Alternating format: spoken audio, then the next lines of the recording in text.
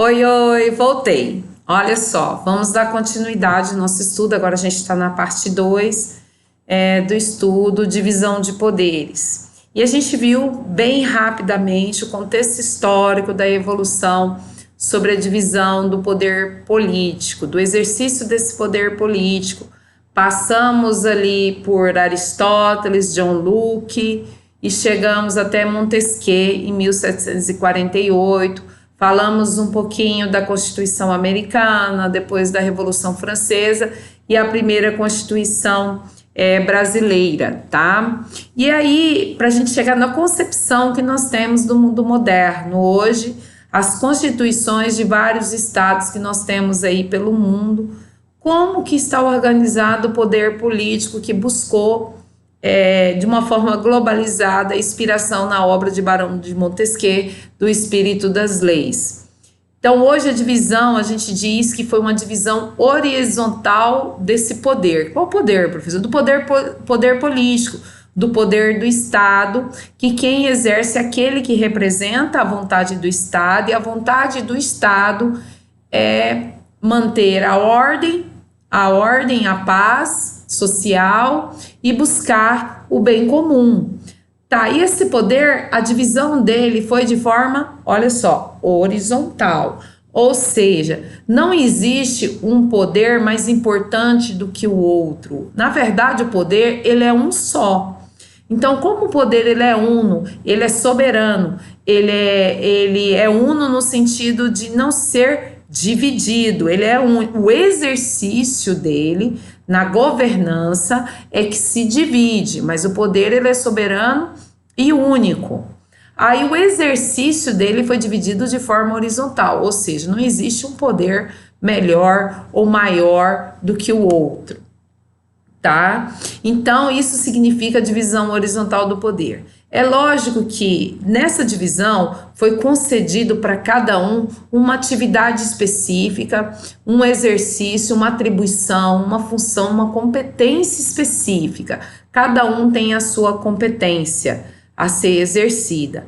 Porém, as constituições dos estados, todas elas, quando resolveram fracionar o exercício desse poder, ela também fez previsão de mecanismos de controle para um poder interferir no outro. Mas hoje no mundo moderno se falava antigamente em Montesquieu de mecanismo de um poder interferir no outro, como por exemplo assim, professora, explica aí, de que forma, por exemplo, que o poder legislativo interfere no executivo.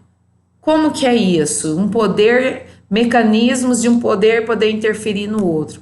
Ora, quem que julga hoje, por exemplo, as contas do prefeito, as contas do governador? É o poder legislativo, é ele quem julga. Então, passa essa atividade, o poder executivo passa por um controle do poder legislativo. Então como que o poder executivo interfere no legislativo, por exemplo? O poder legislativo não é quem faz as leis, e quem é que tem um poder de veto dessas leis? É o poder executivo. E me diz aí como que o poder judiciário interfere, por exemplo, no poder legislativo.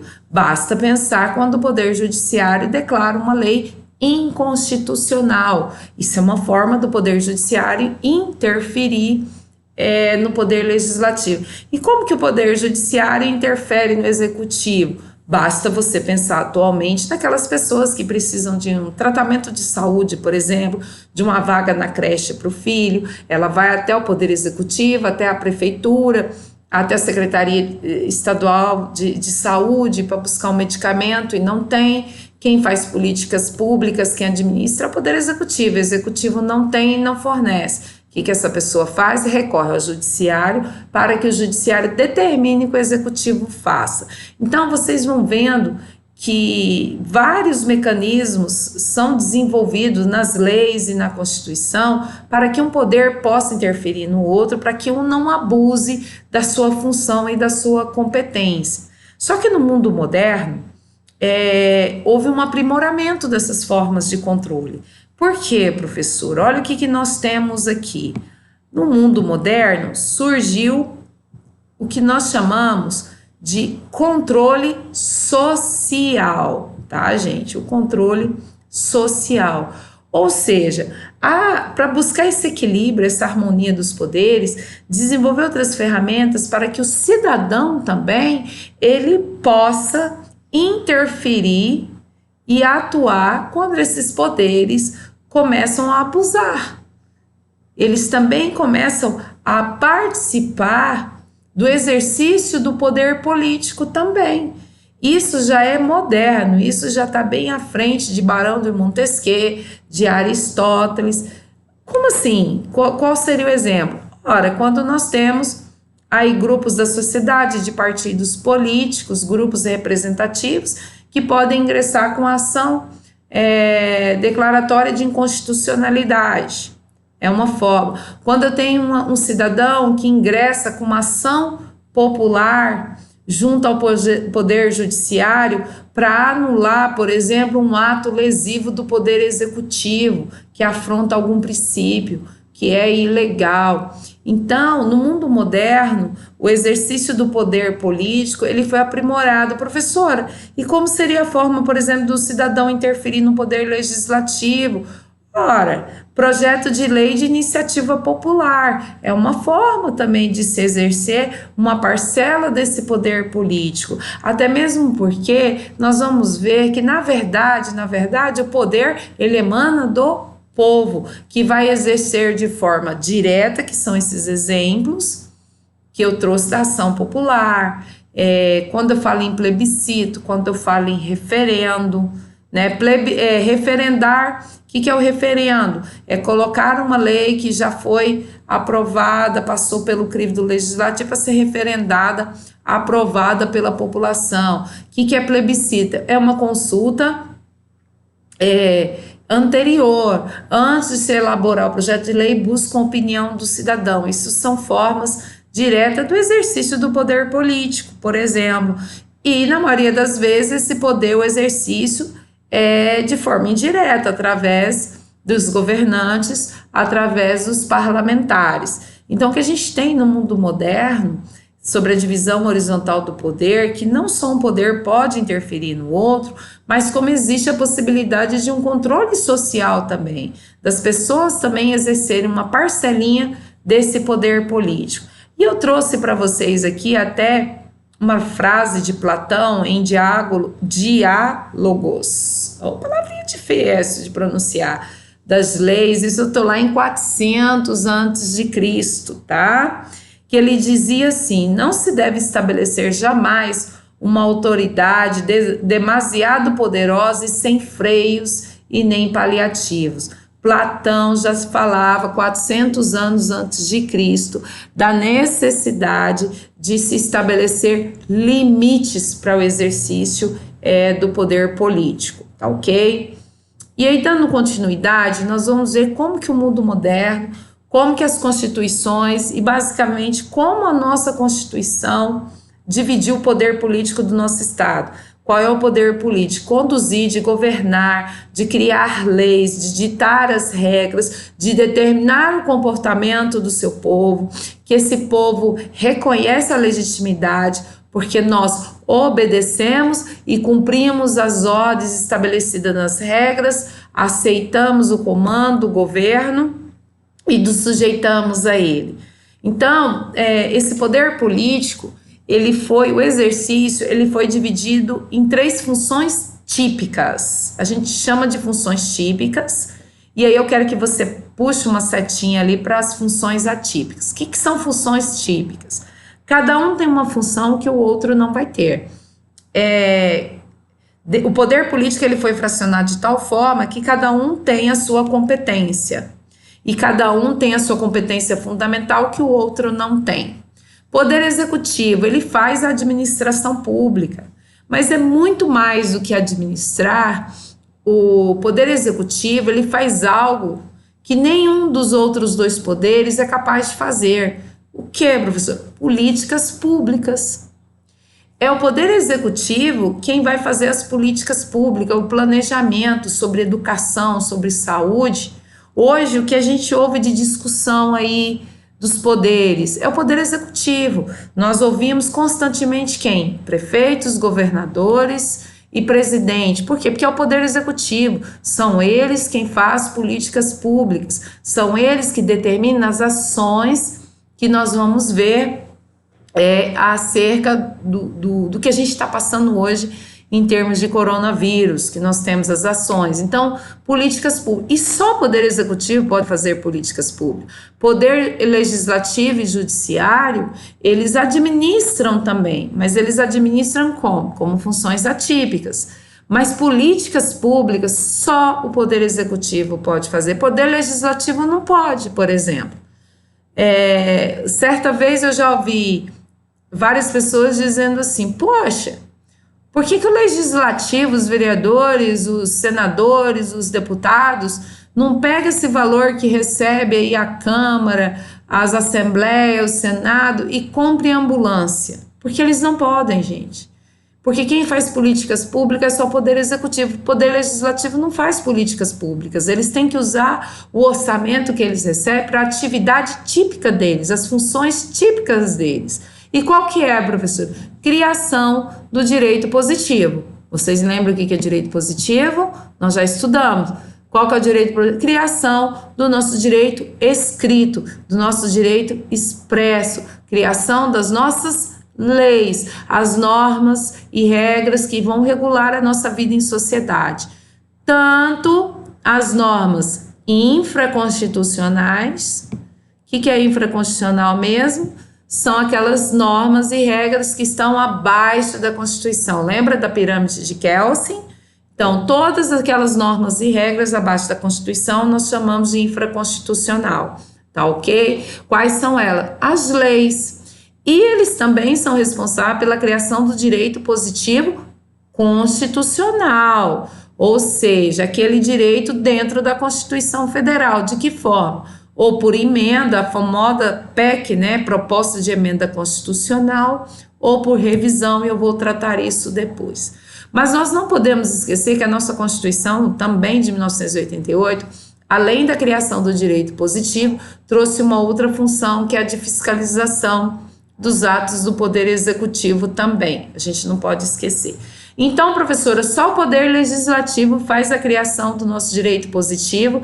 Sim, mas é importante você puxar uma setinha e dizer assim, o que o legislativo faz então que nenhum outro é capaz de fazer? O legislativo, ele faz leis.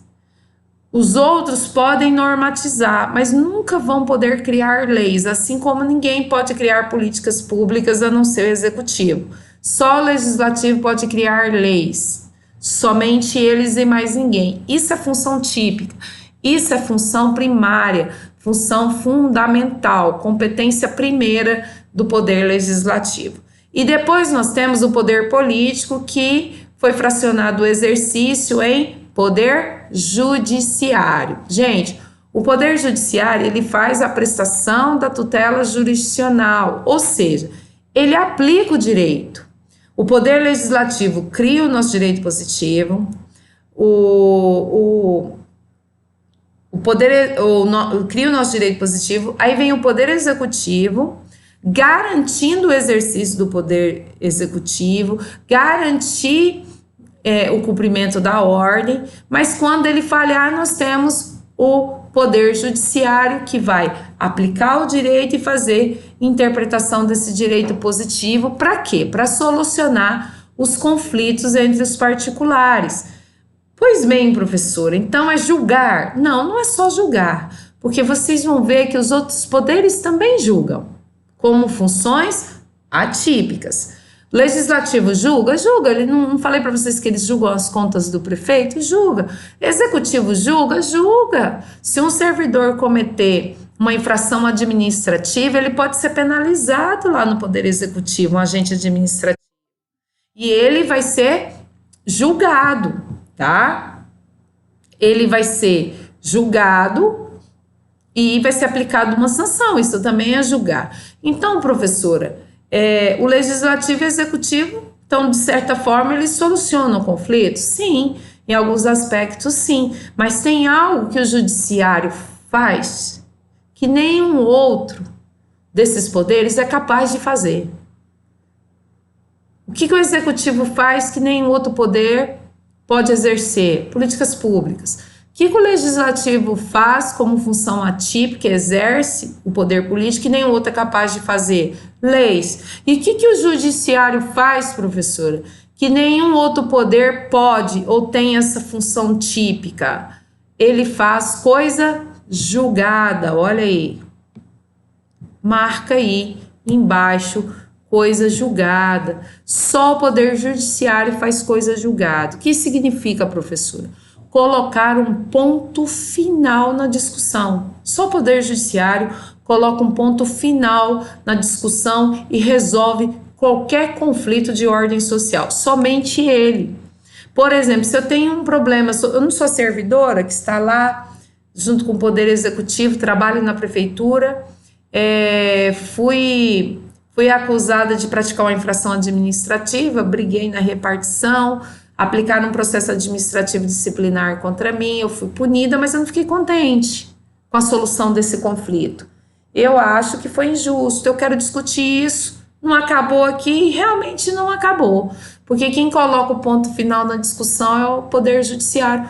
Vou levar ao Judiciário, vou demandar judicialmente que eu quero que o Judiciário coloque um ponto final na discussão.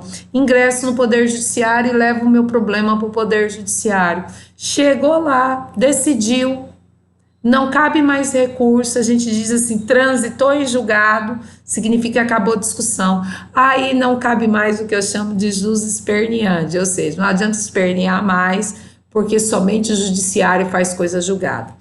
Então, o que a gente aprendeu hoje? Que o poder político, no mundo moderno, ele foi fracionado.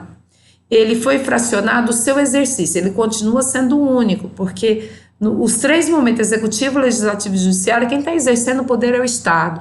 Nenhum prevalece em relação ao outro, é uma divisão horizontal do exercício, cada um tem uma função típica, fundamental, que o outro não é capaz de exercer. Tá? Isso se chama função típica. Agora, existem as funções secundárias, olha aqui, está aqui, olha aí no material, deixei marcadinho para vocês. Tem funções secundárias? Tem. O executivo, o que são essas funções secundárias?